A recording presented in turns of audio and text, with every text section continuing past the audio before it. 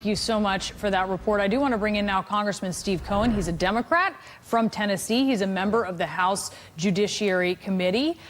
Sir, when you hear this, that the president's daughter and a top advisor to him reportedly used a personal email account much of last year while she was a member of the administration, in part, to conduct government business, at the time did not forward those emails to her government address until you had this lawsuit. And even now, it's a matter of taking her lawyer's word for it that she is in compliance. What's your reaction? Well, she's a senior advisor to the president. She should be only operating on government emails. And the fact that the president made such an issue during the campaign and that his daughter didn't know about it and didn't understand it just shows how helter-skelter this White House is. They obviously are not teaching their employees or instructing their employees on the rules. They're not supervising. They're not monitoring. And it's possible that she's just considered a princess and totally separate from the rest of the rules that the American government and the president's cabinet and advisors go by.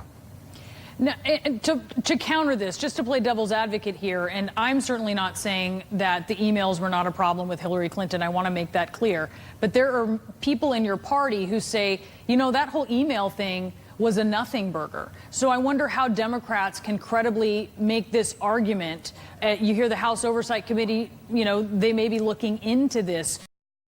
Once Democrats come into power in January, how can Democrats credibly make that argument? Well, I think it's could be an ongoing problem with the administration and how they're following rules. And I think Ivanka Trump needs to follow the rules, and everybody in the White House does. You know, Trump was talking on his personal phone, and apparently the Chinese listening to everything that he said. They need to contour their conduct to what is best for the security of the United States of America and not what they have been doing as the House of Trump for a long time. Will Democrats be convincing on that, do you think, considering the Hillary Clinton email scandal? You know, whether they're convincing or not, I don't know, and I don't know who's going to pursue it, but I think there are many other things to pursue with this administration concerning emoluments and the use of the office and for personal gain, with leases to the Chinese at Trump Tower and the Qataris, and other business arrangements with the Saudis and other foreign governments. This needs to be looked into. And who knows if Ivanka Trump wasn't talking to people that she had business relationships with. You know, she did a lot of business in China getting low-cost labor to make her clothing.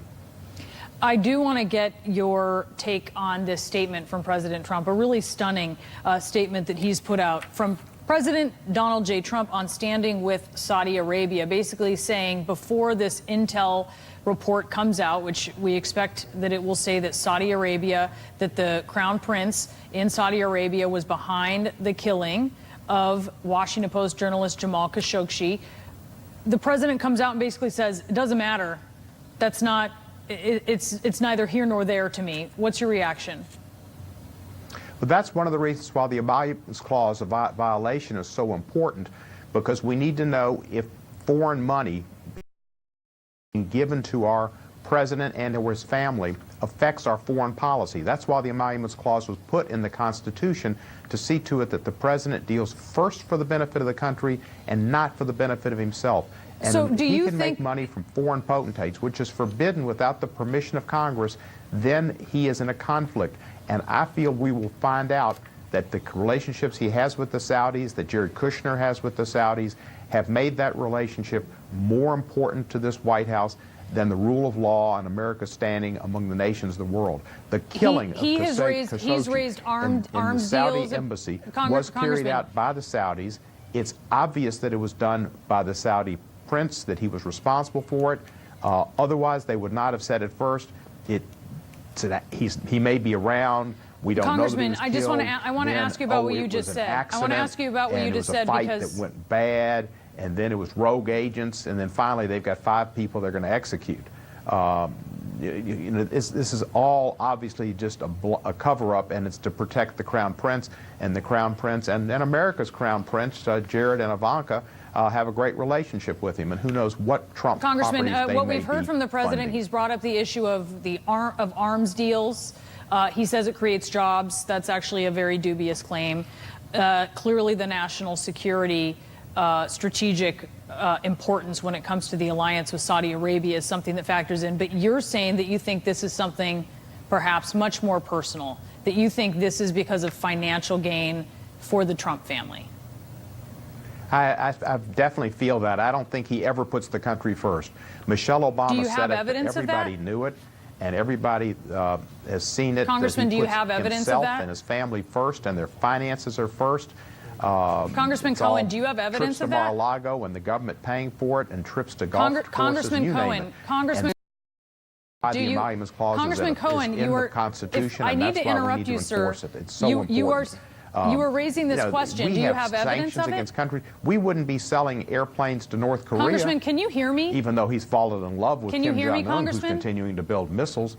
Right now, we're in a dangerous situation because this president's base has a foreign policy based on, number one, himself and Trump, and number two, illusion. This is fantasy land to think that North Korea has changed their policies because of that meeting that they had. We were played by North Korea. And we've been, right now, we're second fiddle to the Crown Prince in Saudi Arabia as well. And the whole idea of sending the Gulen back to Turkey, that's objectionable. It's just not what America's about. We've been appreciated around the world for the rule of law and our sense of propriety on many, many, many issues, and we're giving that up. Congressman, can you hear me? Yes. Okay, what's your proof?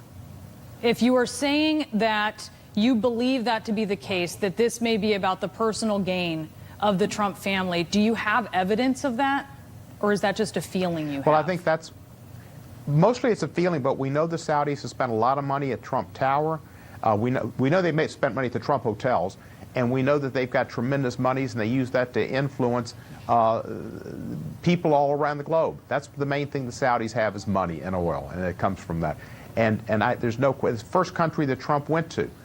He has paid the Saudis more diligence. Now, part of it, vis-a-vis, it's playing off against Iran. But President Obama knew that we needed to not be so much in the debt of the Saudis, but we need to have other friends, and that's why he partially did the nuclear agreement with Iran, because he needed to balance the Middle Eastern situation. Right now, we're so in bed with them, for whatever reason, and willing to overlook murder of an American resident, that there must be more to it. All right, Congressman Steve Cohen, we appreciate you being with us. Thank you so much. Happy Thanksgiving.